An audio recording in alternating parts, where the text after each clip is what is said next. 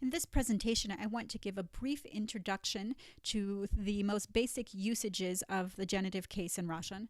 While not an exhaustive list, this covers most of the uses that you will need for first-year Russian. One of the main usages of the genitive case in Russian is to express possession. And just a quick note, you might find this interesting. In English, of course, we always use an apostrophe S for expression of possession. That apostrophe S actually comes from an old genitive case. English used to have 4 cases. Genitive was one of them, and it actually still remains in English. We change the ending of a word to show its relationship to other words in the sentence. That's what a case is. So we actually do kind of have one case left. The only difference is that in English, the word order is different. In English, we always put the possessor first and the item that is possessed afterwards, whereas in Russian, it's the other way around. It might be easier to think of it as saying, instead of my brother's room, to think of it as saying the room of my brother, because that's the way Russian will express it. And so in this case, you have the word room, комната, and then of my brother is expressed by the genitive case. So we have моего брата.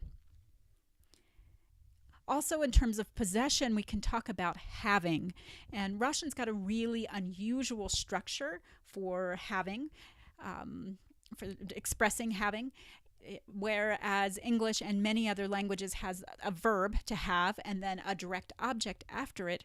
Russian does something really unusual, and instead you end up with a sentence, instead of I have a book, you end up with a sentence like by me there is a book. By, that u requires a genitive case in Russian, so у меня есть, for there is, книга. And book stays in the nominative case here. There's no change to it because it's technically the subject of the sentence, even though the word order is switched around. A book is by me. So this is the way, very common to express that having. We've used a personal pronoun here, but you can, of course, say my mother has a book, and then it would be u. You put mother, my mother into the genitive case. Есть книга. У моей матери есть книга. We mentioned above using genitive for of, like the room of my brother.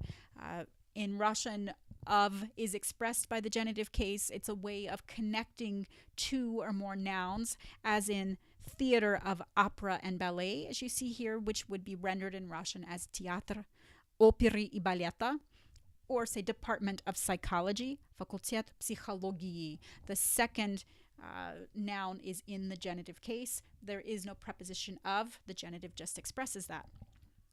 One of the most unusual usages of the genitive case in Russian, and if you know other Slavic languages, it's somewhat similar, is to express absence or working with negation. This is quite unusual. You just probably have to memorize that this is the way it's done because it might not make any sort of logical sense. So if you want to say, for instance, I don't have a book, remember that having would be expressed by me, there is, or in this case, there is not a book. And when you have нет, then you end up with you use the genitive case. So we end up with an expression, with a sentence like у меня нет книги, where you actually have 2 genitives. You see them both highlighted here in red. У takes the genitive, so we have у меня нет книги. By me, there is not a book.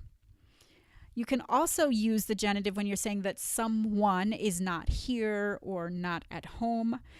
So she is not here is simply ее нет. He is not at home is simply его нет дома. And there is no milk, молока нет. So just to say there is no, or someone is not here, this absence is felt very keenly in Russian and is expressed with a different case. So just remember that whenever you have нет, then you're going to have a genitive case.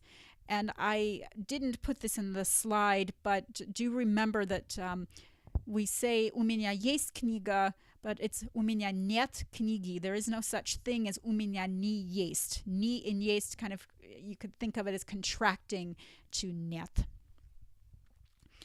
This may not be specifically related to the genitive case, but this is a question that came up for me sometimes when I was studying Russian, and it may come up for you. This idea of nested cases, where you have a sentence that seems to require two different cases. And as you see, here looking at them, that it actually does require two different cases. And most of the time that the case required in the second, if you have two nouns together, that usually the case required in the second instance will be genitive. So for instance, I am reading the Book of Mormon. I'm reading the book. Book is a direct object, and so it must be accusative. Я читаю книгу. But of Mormon, Mormon is not the direct object of the sentence. So you don't make it accusative. Instead, it still needs to be genitive because it's the Book of Mormon, and therefore the genitive is still expressed. The of is still expressed through the genitive. You can see the same in the second example. I'm in my brother's room.